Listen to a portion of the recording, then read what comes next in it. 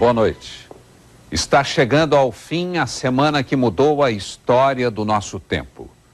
O ataque aos Estados Unidos vai marcar o século que começa e dar um novo rumo às nossas vidas. A mais de 7.000 quilômetros de distância, as Torres Gêmeas desabaram também sobre nossas cabeças. No Globo Repórter de hoje, as cenas que você ainda não viu. Nossos repórteres entram na área proibida, onde só as equipes de socorro avançado podem chegar. O programa começa com uma imagem inédita. Dentro de uma ambulância, vamos acompanhar a dramática jornada da brasileira que socorre os feridos. Uma paulista que fala em milagres.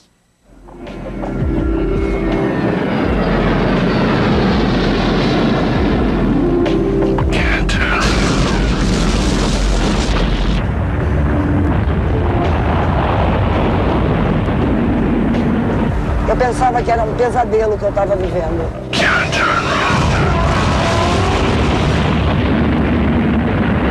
Uma coisa horrenda.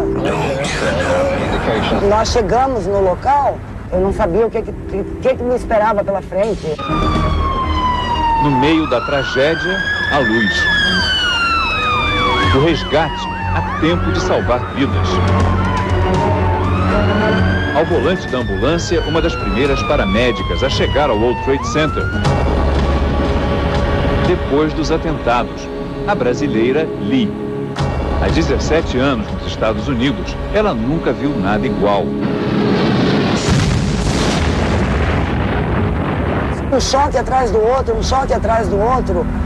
E quando nós chegamos no local, foi uma coisa assim, eu tive a impressão de que eu estava passando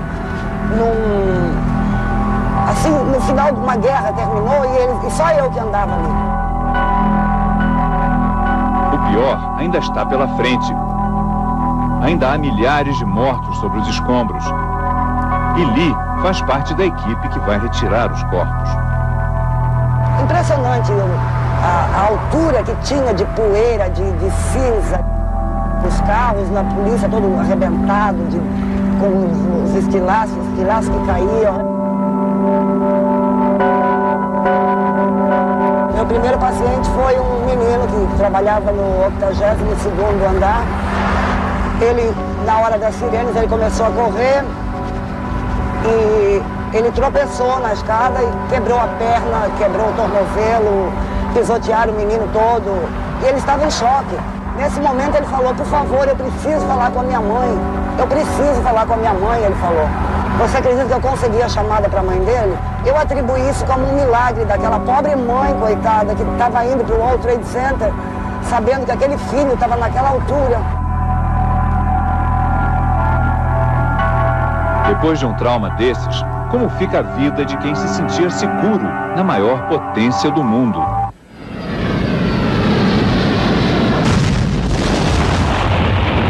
O que fazer? Continuar nos Estados Unidos ou voltar ao Brasil? 30 brasileiros vivem neste condomínio com vista para o sul de Manhattan, mas o atrativo principal, o World Trade Center, desapareceu. As duas torres ficavam bem ali, onde agora só tem fumaça. Do grupo, 2 não voltaram para casa. Eles trabalhavam no 105º andar do primeiro prédio atingido. Também trabalhava lá o economista Larry Pinto de Faria Júnior. Larry, voltar para esse lugar aqui e ver essa vista hoje, o que é que isso traz para você? Bom, é a primeira vez que eu tive coragem de olhar para a vista foi hoje. Nos últimos dias eu não saí de casa, não olhei para lá. Mostra onde era. Era exatamente ali onde é que está saindo aquela fumaça, no meio daqueles 2 prédios se erguiam as 2 torres que eram o cartão postal de Nova York, né? Em qual das 2 torres você trabalhava? Eu trabalhava na torre número 1, que foi a primeira a ser atingida pelo avião. E como é que foi quando começou? Bom, eu estava no telefone, estava falando com alguns clientes, quando a gente ouviu aquele estrondo e um choque muito forte, que eu, naquele momento, pensei que o prédio fosse cair. Virei para trás, larguei o telefone, peguei a minha bolsa e já fui direto para a saída de emergência. Eu só fui saber que era um avião que tinha batido no prédio 1 hora depois. E como é que estavam os bombeiros? Olha, essa é uma das partes mais tristes de toda a história, porque quando a gente estava descendo, eles vinham subindo e muito educados, muito atenciosos e procurando manter todos nós calmos. Vocês têm 10, 15 minutos até o solo, fiquem tranquilos, não tem fumaça, lá embaixo tá bom. E eles tudo subindo. E eles subiram para não descer mais, né? Foram dois momentos de pavor. O momento de pavor foi quando do choque do avião, e o segundo momento foi essa hora que desabou e veio essa nuvem e aquela massa humana correndo. Foram os dois momentos que eu tive realmente medo. Larry e os amigos passam o dia ao telefone buscando informações sobre os desaparecidos. Anne-Marie Ferreira e Ivan Barbosa trabalhavam numa corretora que ocupava alguns dos andares mais altos do World Trade Center. Só essa empresa tem mais de 1000 funcionários que desapareceram. A cada dia diminui a chance de que sejam encontrados com vida sob os escombros. Anne-Marie Ferreira e Ivan Barbosa continuam desaparecidos. Alexandre, o marido de Anne-Marie, e Valéria, a mulher de Ivan, não estão em condições de falar. Obviamente eles estão emocionados, eles estão tentando ser fortes e manter esperança enquanto houver possibilidade de a gente ter notícias boas. É o que a gente está tentando compartilhar com eles e manter a esperança até onde a gente puder e, se Deus quiser, ter boas notícias. Para os irmãos Valdir e Sidney Cruz, nos Estados Unidos há 15 anos, a vida aqui nunca mais será a mesma, depois que Sidney escapou por pouco ao ataque ao World Trade Center. Se eu tivesse pego aquele elevador 2 minutos, tivesse voltado a pegar minhas coisas... Sidney estava no segundo prédio atingido. Pessoas gritando, ninguém conversava, ninguém falava, estava todo mundo gritando, chorando, pessoas sem roupa na rua, totalmente destroçadas, sangue, corpo de bombeiro, policiais, totalmente branco, como se fosse a Segunda Guerra Mundial. Eu nunca estive, mas eu vi filmes e eu acredito que era exatamente o mesmo cenário, só que era a realidade.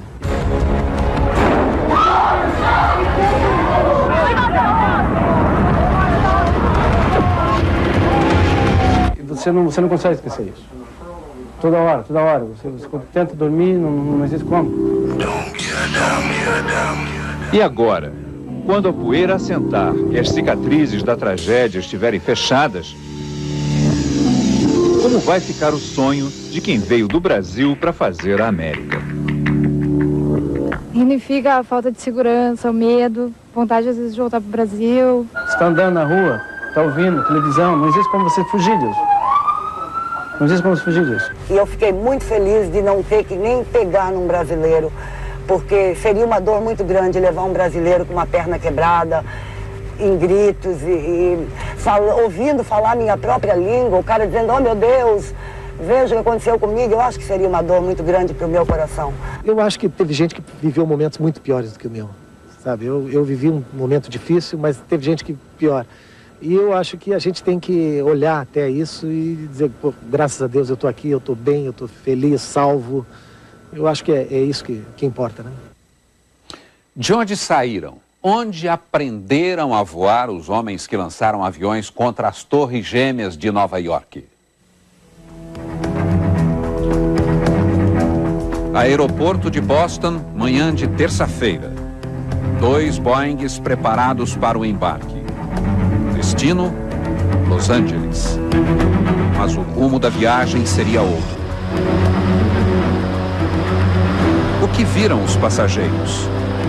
Quem buscou a janela encontrou a cidade de Nova York iluminada pelo sol. Foi o último olhar. E na cabine de comando? Só lá as torres eram visíveis, cada vez mais perto.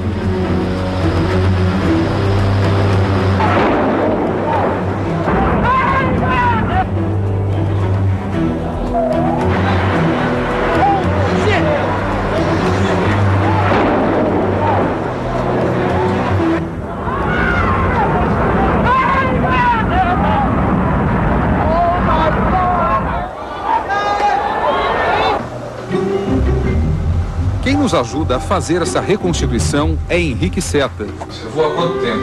Eu em computador, né? Voo, senão a gente foge um pouquinho da realidade. Eu vou há mais ou menos uns 10 anos. Advogado por profissão, aeronauta por hobby. Ele passa as noites aprendendo a voar. O equipamento, as manobras, são todas reais, mas no computador, né? O simulador é doméstico, um programa de computador que qualquer criança poderia comprar. Numa emergência, o senhor pousaria uma aeronave? Eu pousaria.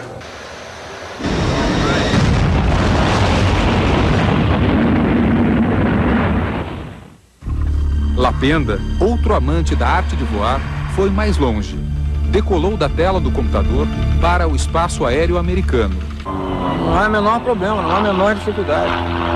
Você entra em qualquer escola e faz o seu curso em 3, 4 meses, brincando. Ele usou a internet para se matricular numa escola de aviação nos Estados Unidos e conseguiu, com passaporte brasileiro e um visto de turista apenas. Você voou no espaço aéreo americano sozinho ou estava sempre acompanhado? Não, sempre sozinho. Lá é completamente diferente daqui em termos de liberdade de voar. Você voa os Estados Unidos inteiros sem rádio. Você não precisa ter rádio. Não é obrigatório fazer plano de voo. Ele fez o que qualquer estrangeiro poderia ter feito, inclusive os árabes, suspeitos de terem atirado os Boeings de passageiros contra as Torres Gêmeas de Nova York.